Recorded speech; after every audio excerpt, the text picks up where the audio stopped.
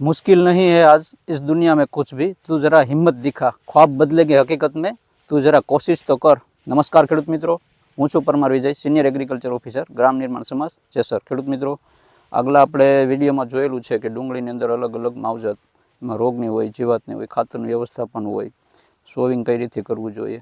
આજે આપણે જે આવ્યા છીએ ફીલ્ડ ઉપર બતાવવાની કોશિશ કરીએ છીએ કે મેચ્યોરિટી એટલે કે જે સ્પેશિયલ હાર્વેસ્ટિંગ ટાઈમ કહીએ ને, કે કેટલા દિવસની થઈ છે અથવા તો આપણે ક્યારેક કાઢવી જોઈએ. જનરલી ખેડૂતો શું કરતા હોય છે કે એવું લાગતું હોય કે ભાઈ પાંદડા પીળા પડી ગયા એટલે આપણી ડુંગળી પાકી ગઈ, પણ કયા સિમ્ટમ્સ દેખાય આપણને કે આપણને નજરથી અથવા તો આપણું અનુમાન કઈ રીતે લગાવી શકીએ કે ભાઈ હવે કમ્પ્લીટ આપણી ડુંગળી છે એ પાકવા લાયક અથવા ઉપાડવા લાયક થઈ ગઈ છે. તો એમાં 2-3 મુદ્દા છે આપણે ધ્યાનમાં રાખવા જોઈએ. પહેલો મુદ્દાની વાત કરું ને તો કે જનરલી અલગ અલગ વેરાયટી ઉપર, એના તાપમાન ઉપર અથવા તો જમીનનો જે પ્રકાર હોય એના ઉપર અમુક મુદ્દા આધારિત હોતા હોય છે. પણ જનરલી આપણે વાત કરીએ ને તો ટ્રાન્સપ્લાન્ટિંગ કર્યા પછી એટલે કે ધરું મેન જમીનમાં વાવ્યા પછી જનરલી 90 દિવસની આજુબાજુનો જે દિવસ છે એ યોગ્ય દિવસ છે. પછી એમાં 5-7 દિવસ આગળ પાછું થતું હોય, પણ જનરલી 90 દિવસ છે કે જે આપણે મેન ફિલ્ડની અંદર ટ્રાન્સપ્લાન્ટ કર્યું હોય ત્યાર પછી 90 દિવસ આપણે યોગ્ય ગણી શકીએ. ત્યારે યોગ્ય સમય છે કે એ ટાઈમે જનરલી ડુંગળી છે આપણી ખેંચવા લાયક થઈ જતી, ઉપાડવા લાયક થઈ જતી હોય છે. બીજા પોઈન્ટની વાત કરીએ કે જનરલી પાંદડા છે એ આપણને 50% પાંદડા એવા છે કે એની અંદર પીળાશ પડતી દેખાવાની શરૂઆત થઈ ગઈ હોય, અને એમાં પણ ખાસ કે જેની નેક થિકનેસ કહેવાય ને, કે જે ગળું કહેવાય આપણે, એમાં આ ડુંગળીની અંદર એક ગળું આવતું હોય છે. હું બતાવું તમને, આને નેક થિકનેસ કહેવાય.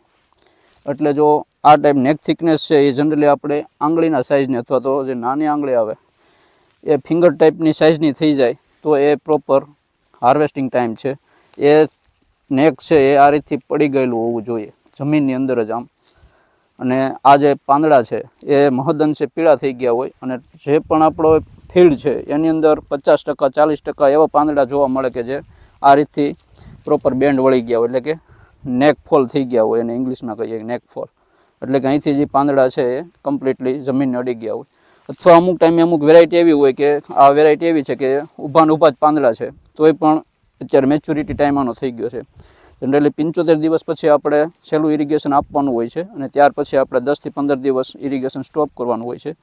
અને જ્યારે આપણે માની લો કે 90 દિવસ અથવા 85 દિવસનો આપણી ડુંગળી થઈ ગઈ છે, તો અમુક ટાઈમે જે એવી વેરાયટી હોય કે જેની અંદર પાંદડા ઊભા રહેતા હોય વધારે, તો આ ટાઈમે એક પ્રેક્ટિસ કરવાની હું સજેશન કરું છું, તો ભલામણ કરું છું કે આપણે જે ટીપણું આવે છે રોલર, એ જો આની ઉપર ફેરવી દેવામાં આવે કે જેથી શું થાય કે જે મોટા લીફ છે એ થોડા ડ્રોપ થશે અથવા તો વળી જશે. એની અંદર જે કાર્બોહાઈડ્રેટ છે અથવા એની અંદર જે ફૂડ છે, ખોરાક CHO છે, એ છે આપણા ગાંઠિયાની અંદર ધીરે ધીરે કરતાં અહીંયા આવી જશે, કે જેથી આપણા ગાંઠિયાની સાઇઝ પણ થોડીક મોટી થશે અને થોડીક ક્વોલિટી ડેવલપ થશે. આની અંદર જે ફૂડ છે એ ધીરે ધીરે આપણા બલ્બની અંદર આવશે, ગાંઠિયાની અંદર આવશે, એટલે એ પણ થોડોક સાઇઝ પણ વધશે ને એ બાને ક્વોલિટી પણ વધશે.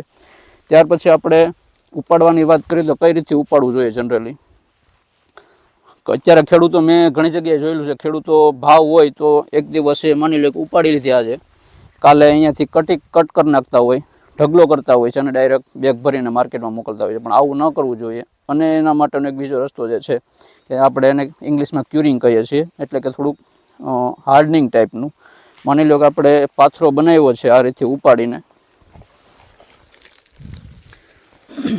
આ રીતે આપણે પાથરો બનાવતા હોઈએ તો એના જે બલ્બ છે અથવા તો જે ગાંઠિયા છે એને ડાયરેક્ટ તડકા ઉપર ન આવે, ડાયરેક્ટ સન કોન્ટેક્ટ ના થાય, એના માટે એવું કરવું જોઈએ કે આ જે ગાંઠિયા છે એને આગળનો પાથરો જે છે એ આ રીતથી આવી જાય, એટલે આ જે ગાંઠિયા છે એ ઢકાઈ જાય.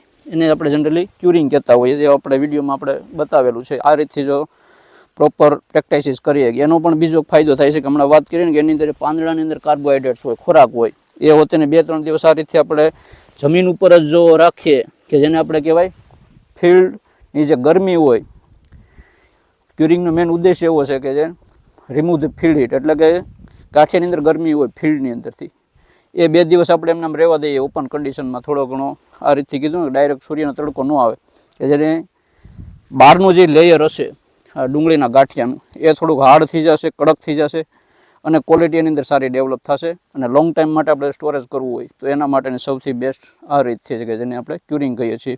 અને બીજું આને પાંદડાની અંદર જે ખોરાક હશે એ પણ 2 દિવસ સુધી આપણે જે હશે એ થોડો ટ્રાન્સફર થઈ અને ગાંઠિયાની અંદર આવશે. તો આ મેઇન ફાયદો ક્યુરિંગ કરવાનો છે. અને ત્યાર પછી આપણે આગળના વિડીયોમાં બતાવીશું કે એની અંદર ગ્રેડિંગ કરવું જોઈએ અથવા તો કઈ રીતથી બેગ ભરવી જોઈએ. એના માટે પણ આપણે એક અલગથી વિડીયો બનાવીશું. તો ખૂબ ખૂબ આભાર. હું આશા રાખું છું કે દરેક ખેડૂતે આ એક પ્રેક્ટિસ જે છે વાત કરી આપણે એનો સારી રીતથી જો અમલીકરણ કરે અને સારું ઉત્પાદન મળી શકે અને સારી ક્વોલિટીનું જો ગાંઠિયા થાય તો ચોક્કસ ખેડૂતોને ફાયદો થઈ શકે.